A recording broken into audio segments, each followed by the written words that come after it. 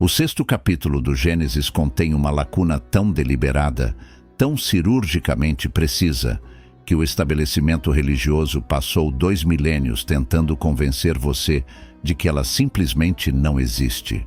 Os vigilantes desceram, tomaram esposas, as mulheres conceberam, os nefilim nasceram, o dilúvio veio. Essa é a versão que te entregaram. Mas existe uma pergunta que nenhum púlpito, nenhum concílio, nenhum comentário canônico jamais respondeu com honestidade. Uma pergunta tão simples que sua ausência nos registros oficiais é, por si só, a confissão de que algo foi suprimido. O que aconteceu com as mulheres? Não os vigilantes. Eles foram acorrentados no abismo, sentenciados, catalogados com precisão desconcertante nos textos que eles não quiseram que você lesse. Não os nefilim. Sua destruição foi o próprio propósito declarado do dilúvio. Mas as mulheres que foram escolhidas, levadas, ensinadas os segredos proibidos do céu, que carregaram nos seus corpos os filhos que quase destruíram a criação, essas mulheres somem do registro como se nunca tivessem existido. E isso não é descuido. Isso é o apagamento mais calculado da história antiga. E o livro de Enoque, o texto que eles queimaram, esconderam e declararam herético por quase 2 milênios, registrou tudo o que foi suprimido. Antes de entrarmos nos corredores obscuros desse encobrimento, inscreva-se no canal agora mesmo. Não custa absolutamente nada. E significa tudo para um canal dedicado a decifrar o que a versão oficial da história jamais ousou explicar. Eles querem que esse conteúdo fique enterrado. A sua inscrição é o motivo pelo qual ele continua chegando até as pessoas que estão prontas para ouvi-lo. Quando você tiver ouvido todas as evidências, saberá exatamente quem eram essas mulheres, o que elas receberam, o que elas transmitiram, e por que o apagamento sistemático do seu testemunho não foi apenas um ato de censura religiosa. Foi um ato de sobrevivência institucional. Porque o que Enoque registrou sobre essas mulheres não é apenas uma história sobre o mundo antes do dilúvio. É uma revelação sobre a natureza da própria humanidade. E isso, mais do que qualquer outro segredo, é o que eles precisavam que você nunca soubesse. Gênesis 6 começa com 4 versículos. 4. Para descrever um dos eventos mais cosmicamente perturbadores de toda a narrativa hebraica antiga. Os filhos de Deus viram que as filhas dos homens eram formosas e tomaram para si mulheres dentre todas as que escolheram. Essa é a versão canônica, comprimida, esvaziada, neutra na superfície. Os filhos de Deus, que o hebraico original chama de Benei Ha-Elohim, os filhos dos seres divinos, veem as filhas dos homens, as tomam, os nefilim nascem. E então, em Gênesis 6:5, Deus olha para a terra e declara que toda a inclinação dos pensamentos do coração do homem era continuamente má. O dilúvio segue.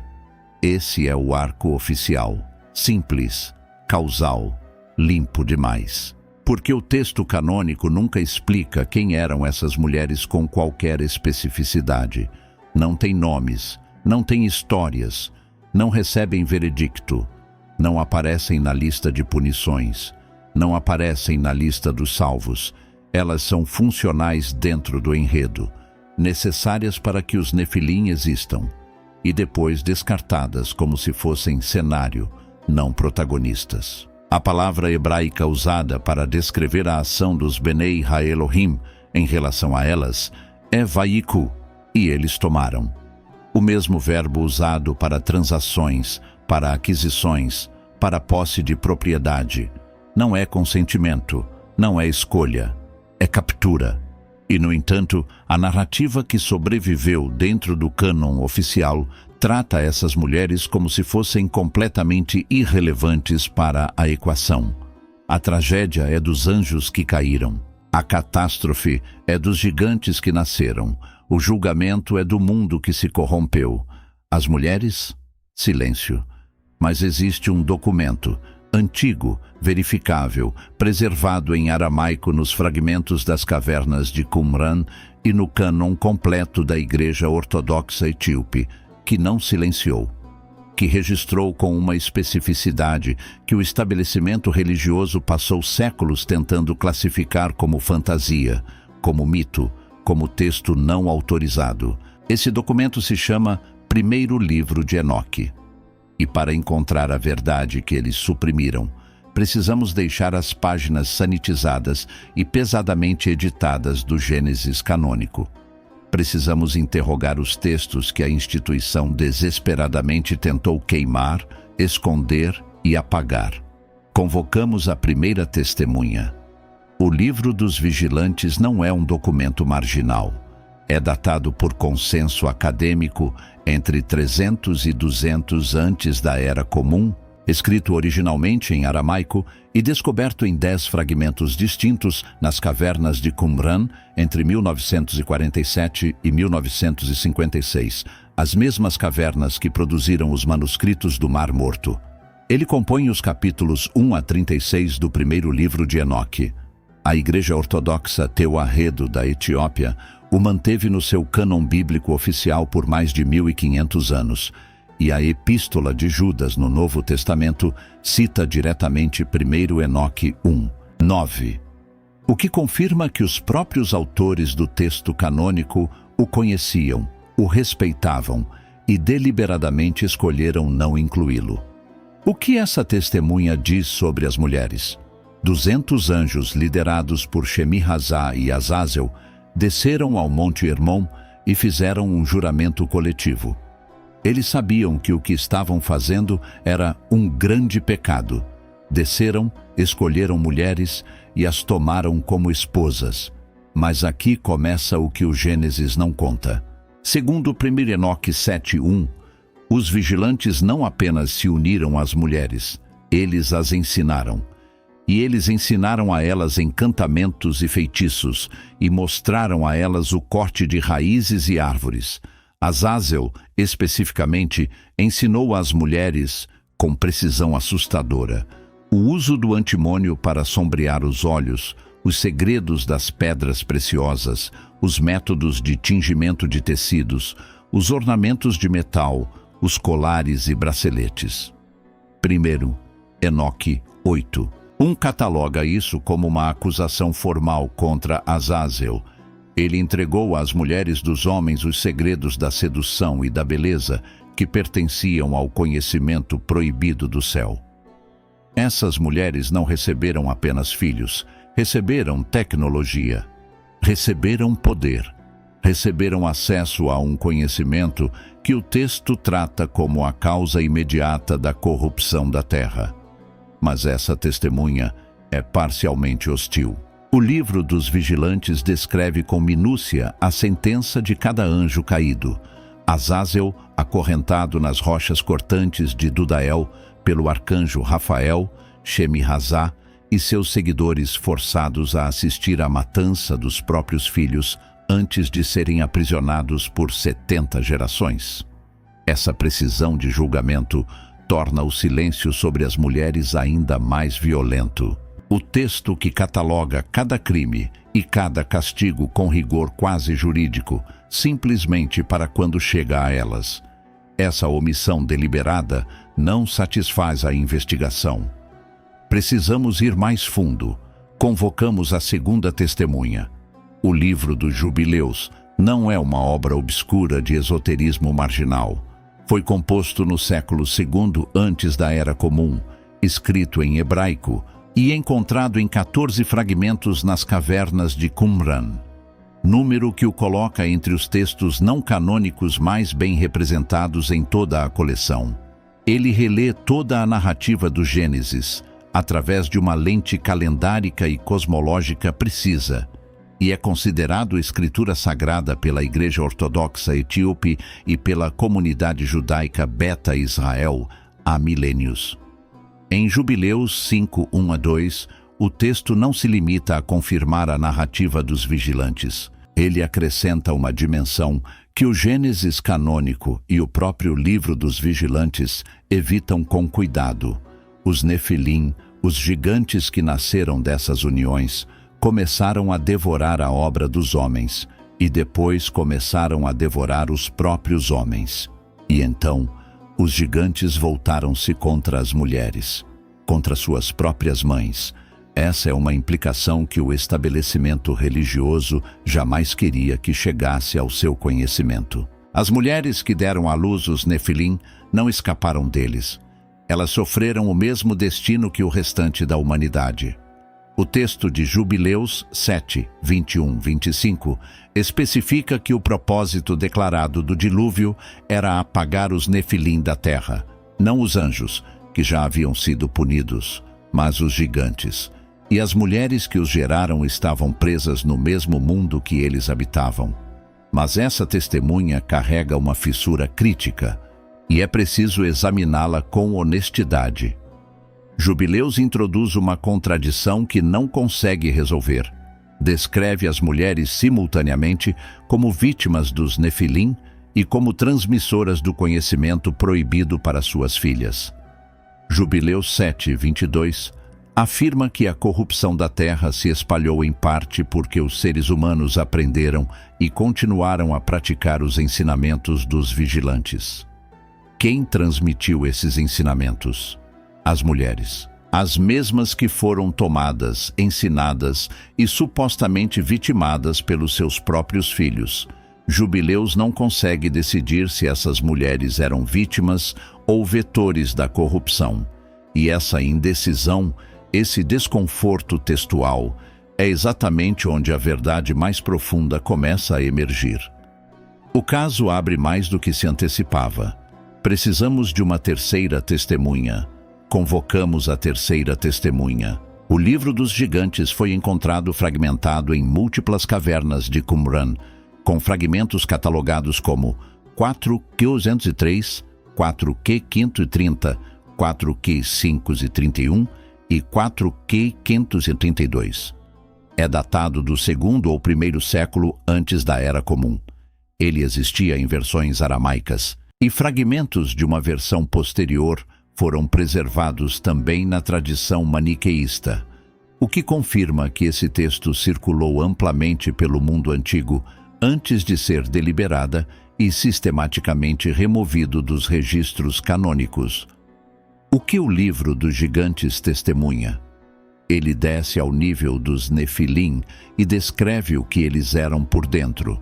Não apenas gigantes físicos, mas seres com consciência dividida, assombrados por sonhos proféticos sobre sua própria destruição.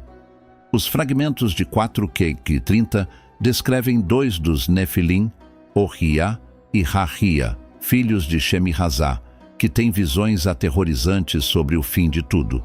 Eles procuram Enoque para interpretar os sonhos, porque entendem que Enoque tem acesso ao tribunal divino que determinou seu destino.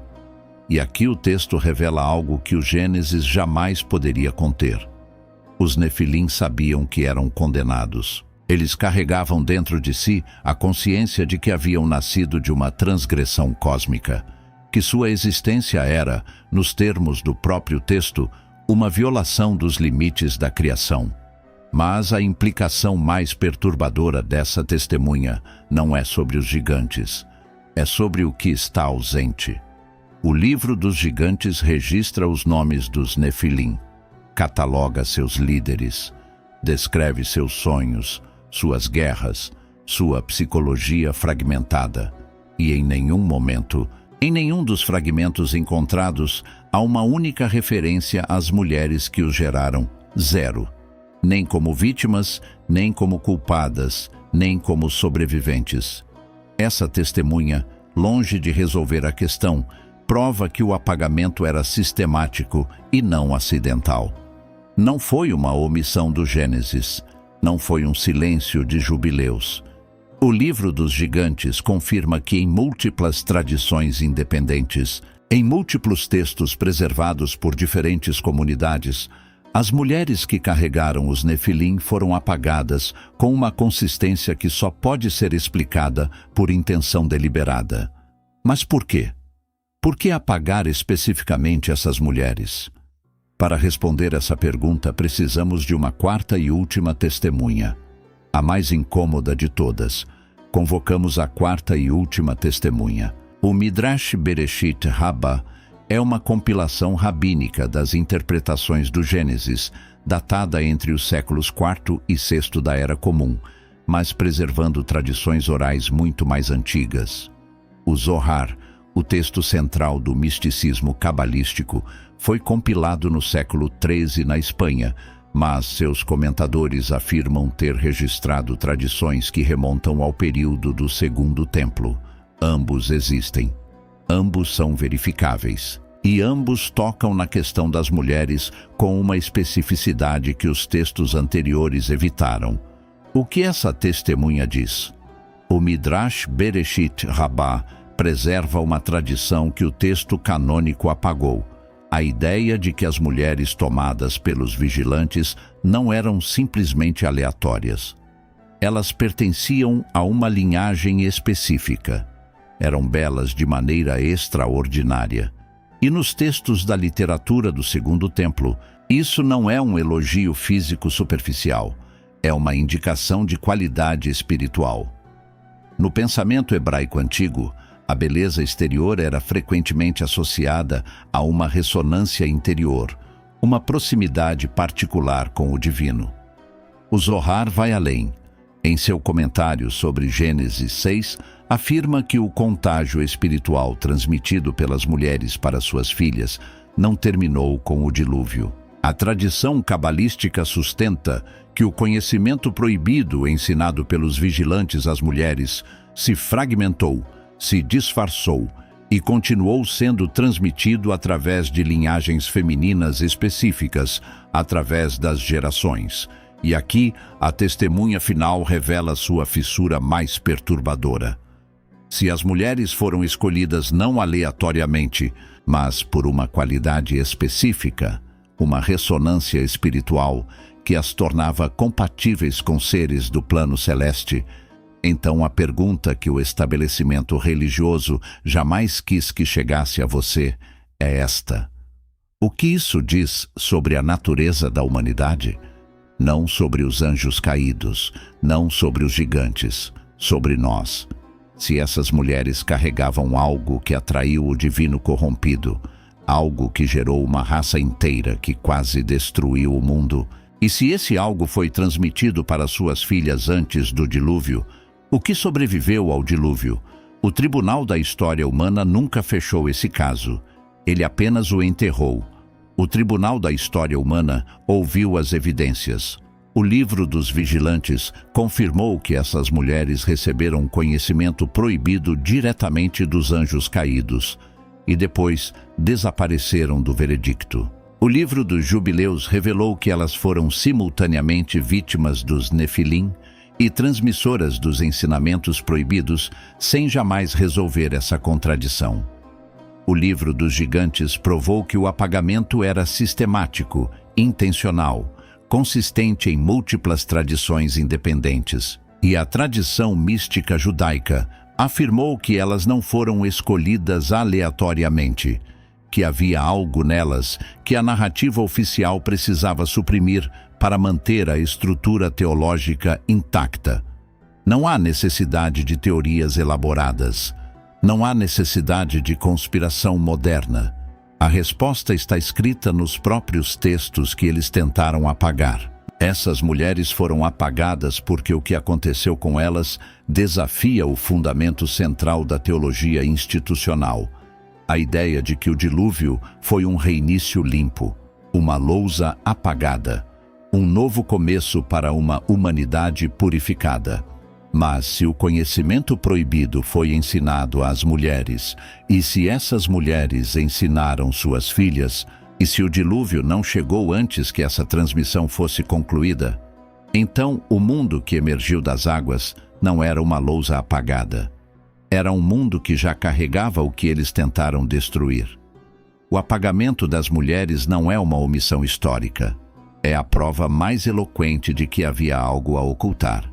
Porque você não apaga com essa sistematicidade o que não é perigoso. Você não remove com essa precisão o que não ameaça algo. E o que ameaçava era simples e devastador. Se as mulheres dos vigilantes sobreviveram, se ensinaram suas filhas, se o conhecimento proibido continuou, então o dilúvio não destruiu o problema. Apenas o submergiu temporariamente.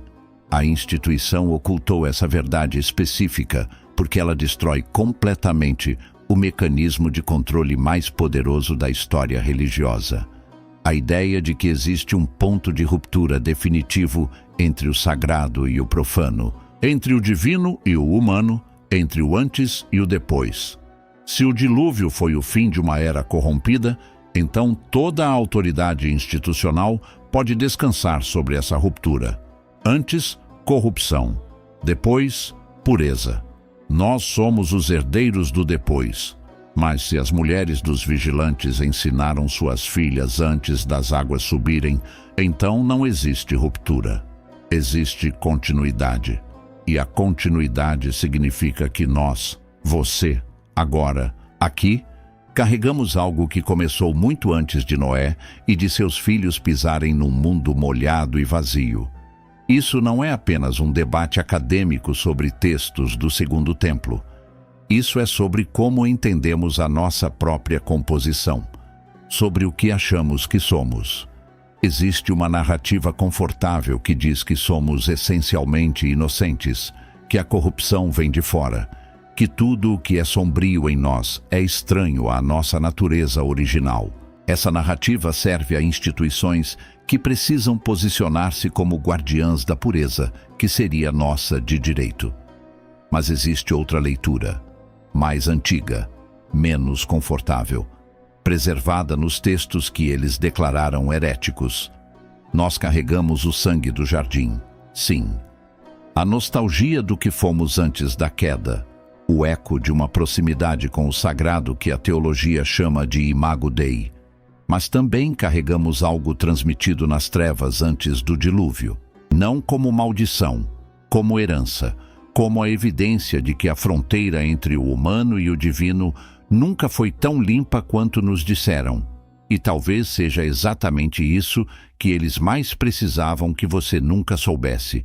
Se esse vídeo moveu algo em você, se você sentiu o peso dessas páginas e quer continuar descendo mais fundo nos textos que eles tentaram suprimir, deixa o seu like nesse vídeo e se inscreve no canal agora mesmo.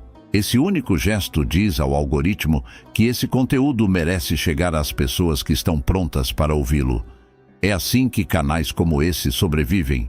É assim que esse tipo de investigação continua existindo. Porque há mais arquivos, há mais câmaras, há mais textos que ainda não foram examinados com essa honestidade. A próxima revelação já está sendo preparada. Não perca!